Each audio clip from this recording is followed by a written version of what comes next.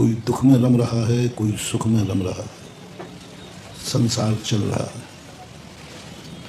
कोई दुख में रम रहा है। दुख के बावजूद भी वो संसार से निवृत्ति नहीं चाहता। दुख उठा लेगा लेकिन निवृत्ति नहीं चाहेगा। सबसे निकृष्ट विचार है कि दुख होने पर भी निवृत्ति नहीं है। सुखी आदमी नहीं तो बात बनती है, दुखी आदमी निवृत्ति नहीं चाहेगा। वो कह रहा मैं दुख उठा लूंगा लेकिन रहूंगा तो संसार में। दुख सामने दिख रहा है, दुख का पहाड़ है, दुखी हो रहा है, फिर भी निवृत्ति नहीं चाहेगा। संसार का सबसे बड़ा वैचित्र है। दुखी हो रहा है, दुख भोग रहा है, फिर भी दुख से निवृत्ति नहीं चाहेगा। दुख से निवृत्ति चाहता है, संसार से नहीं चाहता। आप लोग कितने कष्ट उठाते हैं, फिर भी आप निवृत्ति नहीं चाहते। धन कमाने में कितना कष्ट है, फिर भी निवृत्ति नहीं चाहते। एक माँ बच्चे को जन्म देती है, कितने कष्ट उठाती है, फिर भी वह नहीं चाहती है कि मैं माँ नहीं बनूं। भूल जाती है कष्ट।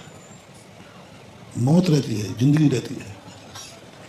हर नारी को मालूम है कि बच्चे को जन्म देते समय कष्ट है, मौत भी हो सकती है और संक्लेश होता है। रोती है, चीखती है, चिल्लाती है, लेकिन फिर भी निवृत्ति नहीं चाहती है। एक बालक होने पर कष्ट हो जाए और फिर कहे नहीं शेयर करना। एक बालक का दुख मान लीजिए आपने उठा लिया, ये कह करके मुझे मालूम नहीं था कि इतना कष्ट होता है। चलो एक बार तो माफ़ कर देंगे, मुझे मालूम नहीं था कि इतना कष्ट होता है। अब मैंने एक बालक को जन्म दे दिया, अब तो दोबारा नहीं दूंगे। और भगवान के पास श्री पर लेके जाओ और कहो भगवान बस अब मैं जन्म जन्म तक कभी भी संतान को जन्म नहीं दूंगी। क्या आज तक कोई नारी ये प्रतिज्ञा करती है? नहीं करती। तुम्हारी गलती नहीं बता रहा हूँ, संसार का स्वरूप बता रहा हूँ। कष्ट भोगने के बाद भी वह पुनः दूसरे बच्चे के लिए जन्म देने के लिए समर्था मन बना लेती है। 100 बच्चों को जन्म देती है, हर कर्चे के जीवन के कष्ट उठाए हैं, फिर भी गंधारी ने 100 बेटों को जन्म दिया। गंगा ने भी कष्ट उठाए हैं, फिर भी 100 बेटों को जन्म दिया। पता नहीं ये संसार कैसा है, स्पष्ट मालूम है। लेकिन कुछ भावी आशा, कुछ भावी मोह उस कष्ट को भुला देता है। वह बेटे का मोह, बेटे का जो जीवन भर का सुख, बस उस जीवन भर के सुख के कारण से वह उस कष्ट को, मौत जैसा कष्ट भूल जाता है। कल कहा था ना, एक किसान कितनी मेहनत करता है खेत में, धूप में, लेकिन वह उस कष्ट को भूल जाता है फसल के लोभ में कि खेत में फसल आएगी, बस उसको कष्ट तो हो रहा है, उसको भी गर्मी सर्दी लगती है, लेकिन भूल जाता है क्योंकि उसे दिख रहा है कि फसल दिख रही है, उसे वो भंडार दिख रहा है, भावी सुख दिख रहा है। ऐसे ही संसार में और पता नहीं कितने दुख हैं जिनसे वो दुखी है। दुख हैं, इससे नहीं घबराना। दुख तो हम लोगों के जीवन में भी है, लेकिन हम लोग दुखी नहीं है। दुख तो हैं, कष्ट तो हैं। केस कौन बाल उखाड़ूंगा तो कष्ट होगा कि नहीं? होगा। दुख होगा कि नहीं? लेकिन हम दुखी नहीं होंगे। गर्मी लगेगी, दुख होगा, पर दुखी नहीं होंगे। भूख प्यास लगेगी, दुख होगा, लेकिन हम दुखी नहीं होंगे। तो दुख से घबराने की बात नहीं कर रहा हूं।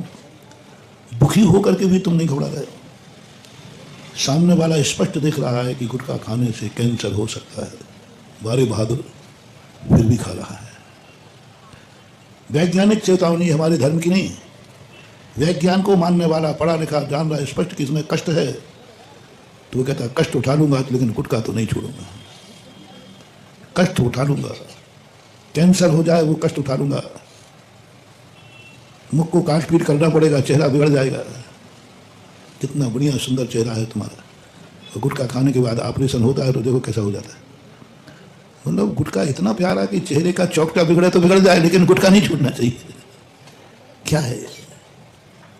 स्पष्ट है, कोई आईन पृष्ठ नहीं। विज्ञान ने खोज करके लिखवा दिया कि स्वास्थ्य के लिए, उसके बावजूद भी नहीं छोड़े। ये है संसार का सबसे बड़ा मूर्ख और अज्ञानी इस पापी के पाप माफ नहीं होंगे। अनायास तुमसे गलत मार्ग पर चले गए, कष्ट दे, लेकिन तुम्हें स्पष्ट दिख रहा है कि इसमें कष्ट है, फिर भी नहीं छोड़ रहे। शराबी को मालूम है कि शराब पीने से हम विक्षिप्त हो जाएंगे, नाली में पड़ेंगे, होश नहीं रहेगा, हमने परिवार के भी मारपीट कर देंगे, सब मालूम है, फिर भी पी रहा है, फिर भी पी रहा है। बोलो किसको मालूम नहीं है? क्रोध अनर्थ कर देता है, क्रोध अनर्थ कर देता है। गुस्सा नहीं करना चाहिए, क्रोध से नुकसान होता है। क्रोधी व्यक्ति को अपन समझते हैं, क्रोधी व्यक्ति की इज्जत खत्म हो जाती है। क्रोधी व्यक्ति को जो लोग सुनते हैं, देखते हैं, उनके प्रति उसके प्रति परिणाम निकृष्ट हो जाते हैं। अरे बहुत बेकार आदमी, थोड़े में गया, थोड़े में गया, उसके पूरे जितने लोग देखेंगे नियम से उसके प्रति उसका सम्मान घृणा भाव घटेगा, नियम से घटेगा।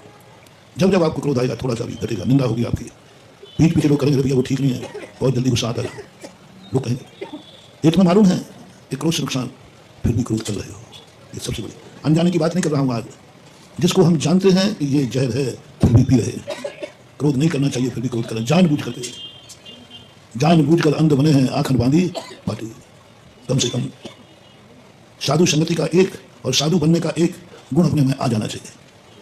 और कोई साधना करो और बड़े बड़े धर्म करो, कोई बात नहीं, चलेगा, कोई बात नहीं कर रहा धर्म, कोई मंदिर भी नहीं जा पा रहा, मत जाना, कोई नियम नहीं ले पा रहा, मत लेना, बस एक नियम ले लो। जिस चीज़ को हम जानते हैं कि ये बुरी है, ये कष्टदायी है, मन को संक्लेश करती है, वह कार्य मत करना, बस इतना सा नियम ले लो। जो तुम्हारे लिए कष्टदायी है, स्पष्ट अस्पष्ट नहीं, संभावना नहीं, नियम से कष्टदायी है, वो कार्य नहीं करना। जिसे चेतावनी दी जा रही है वो कार्य मत करना। छोटा नियम समझना बहुत कठिन है, क्योंकि 24 घंटे में हम वही करते हैं जो हमें नहीं करना चाहिए, और हम खुद जानते हैं, हमें ज्ञान में है कि ये नहीं करना चाहिए, नुकसानदायक है, और नुकसान हम कई बार भोग चुके हैं। वो डायबिटीज के मरीज जैसी दुनिया की नीति है, उसको मालूम है कि हम मीठा खाएंगे शुगर बढ़ेगी, फिर भी चोरी से खा लेता है, छुपके खा ले, और मालूम है उसको। और हमारे यहाँ सबसे ज़्यादा पापी, हिंसक, अभक्ष कौन है? अभक्ष कौन है? जो सबसे ज़्यादा हमें अनिष्टकारी हो वो हम खाते हैं, तो सबसे ज़्यादा अभक्ष का सभी अभक्ष 22 अभक्ष हैं। 22 अभक्ष में एक शिरोमणि अभक्ष है अनिष्टकारी। वो रोटी भी हो सकती है, वो घी भी हो सकता है, वो शक्कर भी हो सकती है, वो नमक भी हो सकता है। सबसे ज़्यादा पापी एक व्यक्ति ने, मान लीजिए, समर्थन नहीं कर रहा हूँ, बैगन खा लिया, गाजर खा लिया, गलत है, मानता हूँ, दोष है, और एक व्यक्ति ने नमक खा लिया और ब्लड प्रेशर बढ़ा हुआ था। डॉक्टर कहता था भाई नमक मत लेना, ब्लड प्रेशर बढ़ा है। अब देखना 3 लोग हैं, एक ने गलत खा लिया, एक ने बैगन खा लिया, और एक ने नमक खा लिया। नमक भक्ष है कि अभक्ष है? भक्ष है, लेकिन सबसे बड़ा महाभक्ष का पाप लगेगा, क्योंकि नमक खाने से उसका ब्लड प्रेशर बढ़ेगा, वो आत्महत्यारा है। गाजर मूली खाने वाला पर का हत्यारा है, और नमक खाने वाला स्वयं का हत्यारा है। बोलो दोनों में सबसे बड़ा पाप कौन सा? आप घात सो महाघात, इसकी कोई चर्चा नहीं हो रही। लोग अपने आप को हिंसक मानते हैं, हम तो देखो किसी द्वीप का बन कर पानी छान के पीते हैं, कोई गलत नहीं खाते, सब नहीं खाते, लेकिन स्वयं के प्राण खा जाते हैं। कितने इतने लोग हैं जो अनिष्टकारी वस्तु, कुछ भी बुरा काम नहीं करते, शुद्ध सोला का खाते मान लीजिए, लेकिन डॉक्टर ने मना किया है, ब्लड प्रेशर बढ़ा हुआ है और चाट पकौड़ी बनी हुई है, और डॉक्टर कह रहा नमक नहीं खाना। अब बोलो, हो जैनी हो अभक्ष के त्यागी हो, ये रात्रि भोजन के त्याग, सब त्याग तुम्हारा है। अब उस चुटकी भर नमक के प्रति आप बताओ क्या है? आज वो गले में नहीं उतर रहा, कैसा मन कर रहा है? और कोई तो कहेगा महाराज जब मरेंगे तो मरेंगे, थोड़ा तो नमक चाहिए। वो नमक आत्महत्यारा है, उस नमक में आपका हिंसा व्रत खत्म, पूरा खत्म। पल के जीव मरने से जीव हिंसक हो या ना हो, मर्दोगा जीदोगा ऐदा चारत से निश्चिता हिंसा।